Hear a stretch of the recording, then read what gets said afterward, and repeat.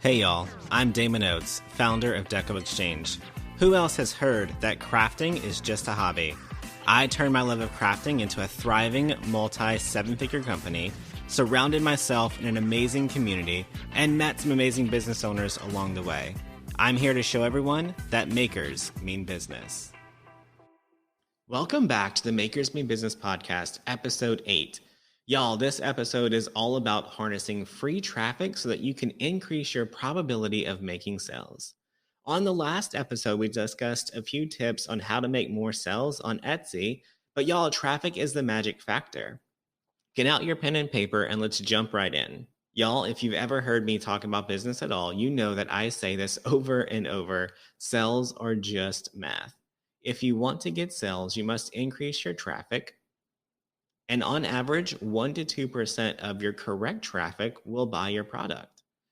So what does that mean? Well, first, make sure you're talking to your perfect person and only driving your perfect person to see your product or services.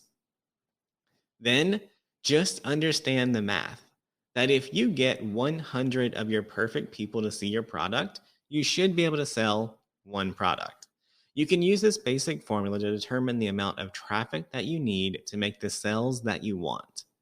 Number of sales divided by 0.01 equals the amount of traffic. For example, if you want one sale per day in July and there's 31 days, you would need to do 31 divided by 0.01 to find out that you need about 3,100 perfect people to see your product in July to make about 31 sales. Y'all, now that you know how traffic works, let's start working on how to get it for free. Start by growing an audience that are just like your perfect person on your Facebook business page by following these 2 important rules. Rule number 1, make sure that your page is talking to one perfect person. Your perfect person is your ideal customer. It's the foundation of your business. And knowing your perfect person will allow you to make quick business decisions that help you take a step forward instead of 2 steps backwards when growing your business. Now listen, if you aren't sure who your perfect person is, we offer a quick, simple training over at findmywimps.com. That helps you identify exactly who your perfect person is. The training is complete with a workbook and videos that walk you through the whole process. We even have a coupon set up for our podcast listeners to get $10 off the training. Just use code MMB8 when checking out. Once you understand your perfect person, you're ready for rule number 2. And that is create content for your perfect person. All of your posts and products will be created for them. If your content speaks directly to your perfect person, then they won't be able to resist commenting and engaging with your content. Now, guess what happens? When Facebook realizes that you have great content that people engage with and want to see, they show it to more of your perfect people. Y'all, having Facebook show your content to more people for free is just one of the benefits of identifying your perfect person and only talking to your perfect person. Your audience will also know exactly what and who your page is for, and they'll know who to share it with. Y'all, I can't express how important it is for you to create content for your perfect person. Your content is important and is necessary to stand out on social media. Your long-term success online must be more than just a product. So let's recap.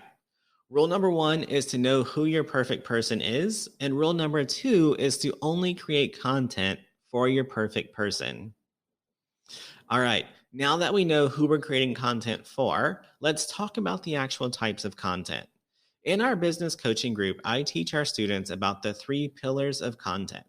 I call them the 3 E's, and they are event-based content, engaging content, and educational content.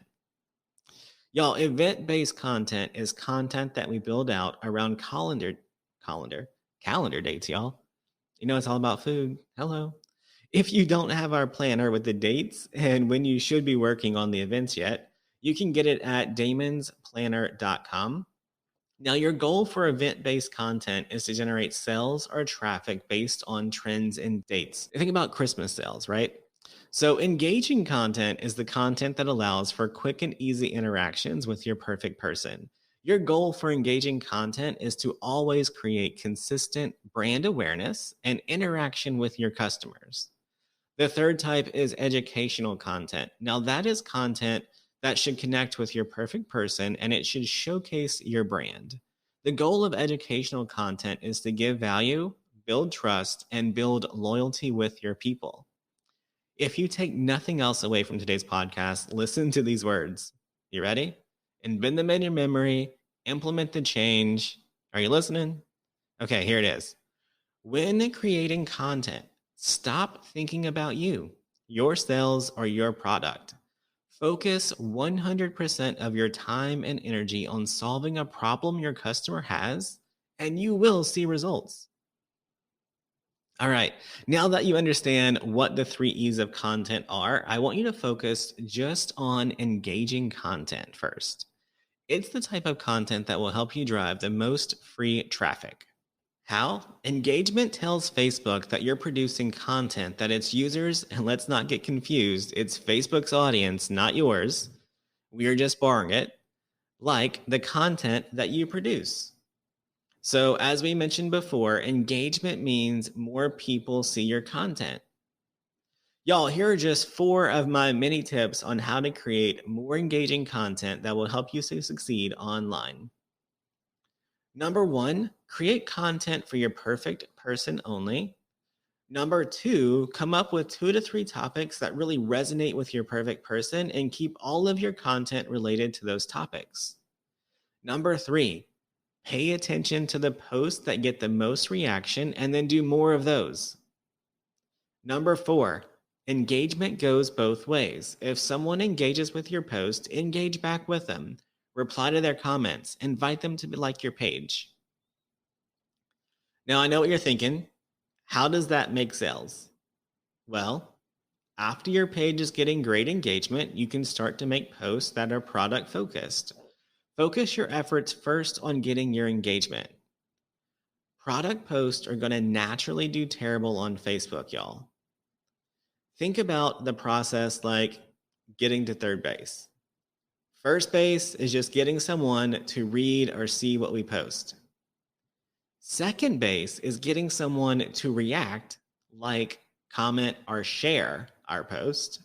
And third base is getting someone to take it to the next level and to actually leave Facebook and go somewhere else with us to see where you're selling your product. So if you haven't made it to first or second base with your people yet, how are you going to get them to third? That's what I thought. So if you feel like your audience is ready to take that next step with you, you can start posting product posts. And here are just 3 of my best tips on what your product post should look like. Number 1, great photos that focus on your product. Number 2, keep the conversations still happening in the post. Number 3, the link for the post should bring them directly to the product in the picture. Y'all, above all else, make sure to allow your content to humanize your business. Once your customers realize who you are and that they can connect and engage with you, it will allow you to earn their first purchase, which then leads to repeat purchases. All right, we've covered a ton of information in episode 8, so let's do a quick recap. The easiest way to start growing your Facebook audience so that you can begin driving free traffic is to first identify your perfect person. If you don't know who your perfect person is, or if you're struggling to get engagement or sales, check out our workbook at findmywimps.com. Don't forget to use the coupon MMB8. Once you know your perfect person, create engaging content for your perfect person only. Once your perfect person is engaging with your post, you can start to head for third base and get your audience to leave Facebook to go see what you're offering. Y'all, I promise if you follow these few little steps, you will start seeing growth, traffic, and sales. Y'all, thanks for hanging out with me for episode 8 of the Makers Me Business podcast. I hope you took some great notes, and I can't wait to hear how these small changes have impacted your business. Come back Thursday for another great episode of Meet a Maker. Bye, y'all.